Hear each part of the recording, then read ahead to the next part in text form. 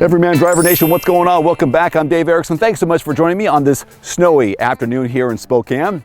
Introducing the all-new, brand-new, first-generation 2018 Toyota CHR, which stands for Coupe Highrider, which is kind of strange since the ground clearance is less than 6 inches, but whatever.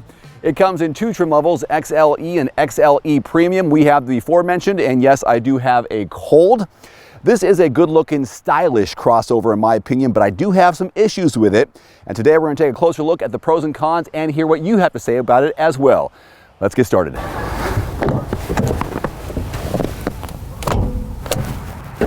All right, under the hood we go. 2-liter, 4-cylinder CVT, 144 horses, 139 pound-feet of torque. Numbers that don't jump off the page. And to be honest, not very exciting when you get behind the wheel. It takes some time to get up to speed and it's a bit noisy.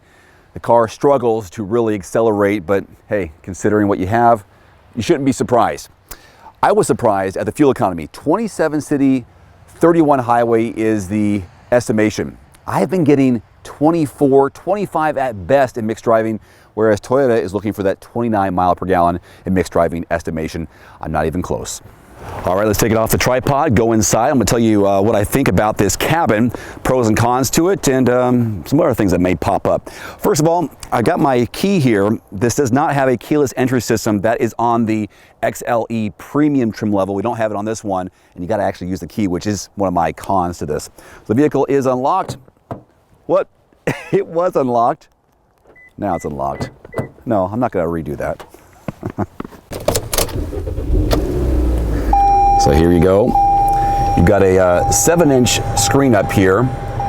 This in the center is a 4.2-inch multi-informational display.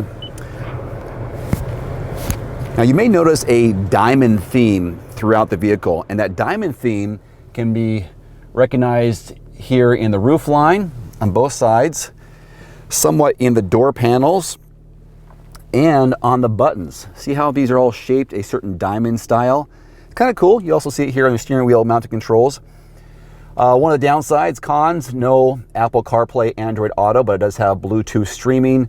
So as you can see, I have my phone hooked up right now to the car so I can listen to a podcast, I can answer phones. There's your media option.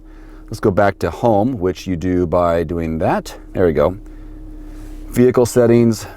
You can see we are in the CHR, general voice, yada, yada, yada. I just think this is kind of cool how these buttons are arranged and little toggle switches here for the climate controls. You would have to get the premium version of this car to get heated seats. We don't have that, but of course we have that USB port because we have to hook up our phone. Interesting configuration with the cup holders. I've got my Yeti thermos that fits in here, which also fits up there, but you have 2 cup holders here.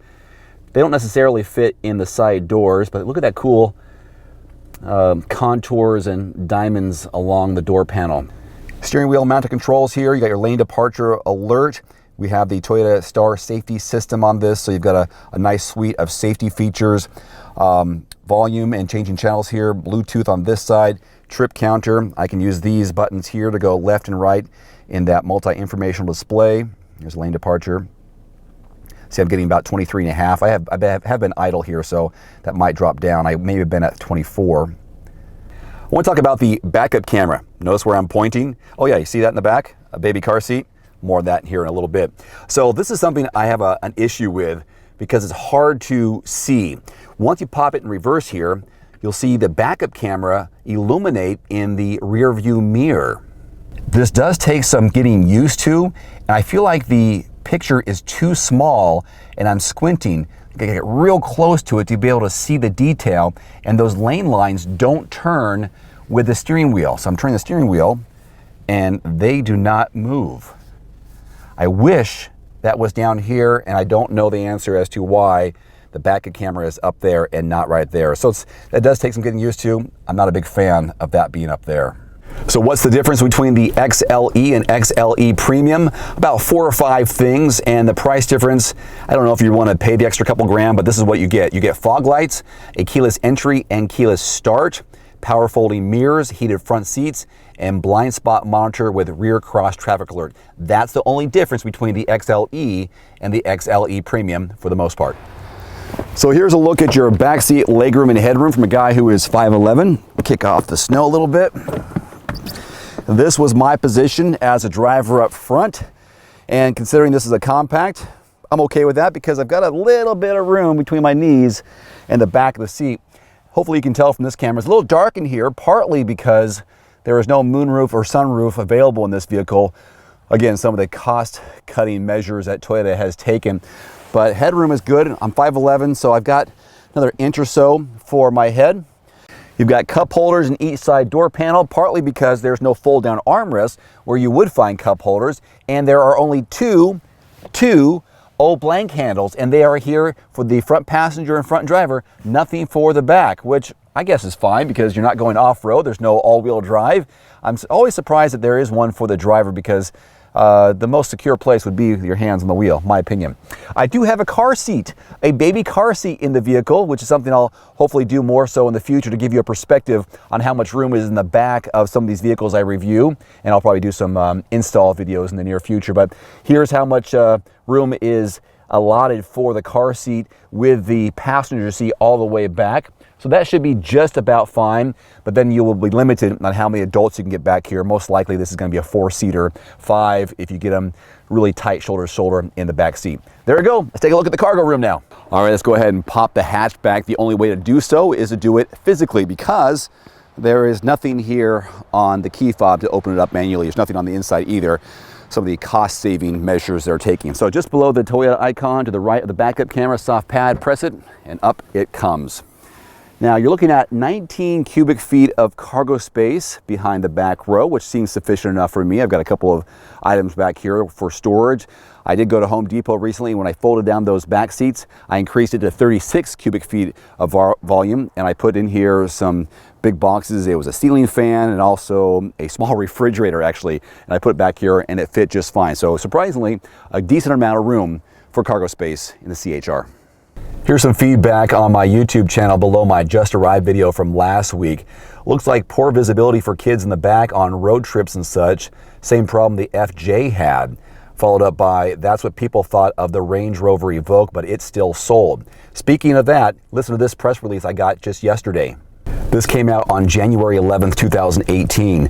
Toyota revealed strong results for its CHR model in 2017 with sales topping almost 118,000 units, earning the top spot among all automakers in the number of new SUVs sold in Japan in 2017. This vehicle debuted in December of 2016 as an SUV that reflects Toyota's commitment to design and a quality driving experience. Pretty cool, huh? This vehicle is selling quite a bit, at least it is in Japan. This one from Bearded M Knuckle. Looks cool, but just like the other competitors, engine and transmission options suck. Hard to find a decently priced all-wheel drive 4x4 car this generation. And that's one of the things I think is a downside to this one, is that it's only offered in front-wheel drive. Some of the competitors include the HR-V and the Mazda CX-3. And of course, with the HR-V, you do have all-wheel drive available. In this one, you do not. I didn't think about this until I read this. This is from JDM. He says, I'm not sure my 6-year-old could open those rear doors. If not, that is an insane screw-up. And then followed up by Julio Reyes, my 9-year-old sister can't, it's really inconvenient. So I thought, well, I'll get a tape measure. Let's go ahead and see how high this back door handle is compared to the front handle. Normally you'll have your handles that say just about 38 inches, just over 3 feet.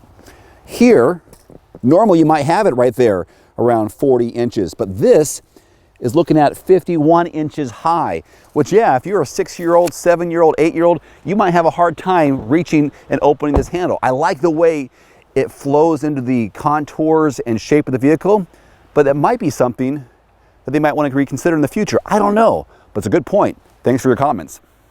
This from Mark Hoffman. Funny how tastes run. I love the looks of this vehicle. So do I.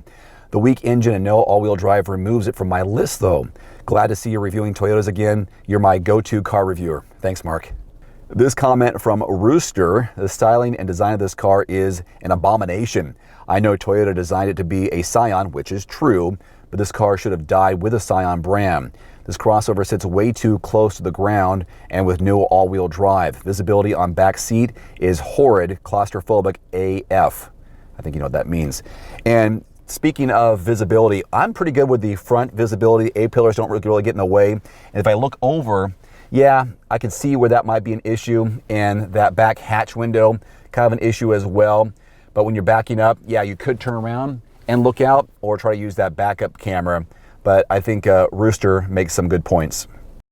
What would Melissa name this thing? Bring Melissa back. I would bring Melissa back if she had time, but she works full-time and also has a crafting channel on YouTube. Her nickname for this car is Tilly, T-I-L-L-Y, because she thinks it looks like a turtle.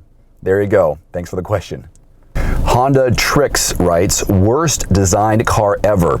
Doesn't go. No luggage space. Kids can't reach the rear door handle. Poor visibility. Toyota should be ashamed. Less space than a tin cup. I think that's an extreme. I understand the part about the door handle. The luggage space isn't that bad. It's actually on par with this this class, so that's not it. And everyone has an opinion. I think it looks cool on the outside. I love the color scheme with the white roof and the white rear side mirrors. I think that's a nice little combination. So you can get it in a one solid color, or you can opt to have the body one and the roof another color. So everyone has their opinion. Thank you for yours, Honda Tricks. Two more. This one from Michael C. Nice car, nice styling, reliability, in-tune system, and probably a great commuter. Hey, Michael, those are a lot of the same comments I feel about this car. I do think it's a nice one, good price point, tell you about that at the end. Styling, absolutely. It's got a nice sporty style to it. Nice contours, reliability, I'm positive about that. The in-tune system, yeah, it works, but I'm sure a lot of people would prefer the Apple CarPlay and Android Auto, and definitely a great commuter car, but the power is definitely lagging, and the noise on the inside when you're driving around is an issue for me. And finally, from Tundra Explorer, I am an avid Toyota fan and have only owned Toyotas for the past 26 years, but I have yet to see a CHR on the road, ? Well, that makes sense, Tundra, because this vehicle is so new. It's in showrooms at dealerships now, but I'm assuming and guessing, at least here in the US, people are probably looking at the RAV4 instead because it has all-wheel drive. It's a bigger car. I did a review on that just not too long ago. I'll put a link below this video if you want to watch that. It was a RAV4 Adventure. I like the RAV4. It's a nice looking car, but this being a little bit smaller, price point is better. I don't know what people are weighing. Maybe the styling is turning some people off. I hear a lot of people saying they don't like it. That rear handle is a big issue, at least in the comments that I've seen below, which is a valid point. But it's definitely something you have to get inside and see for yourself. I'm sure there is a select audience because of the size and because of the amount or lack of room on the inside. But great comments. Thank you so much. I appreciate that.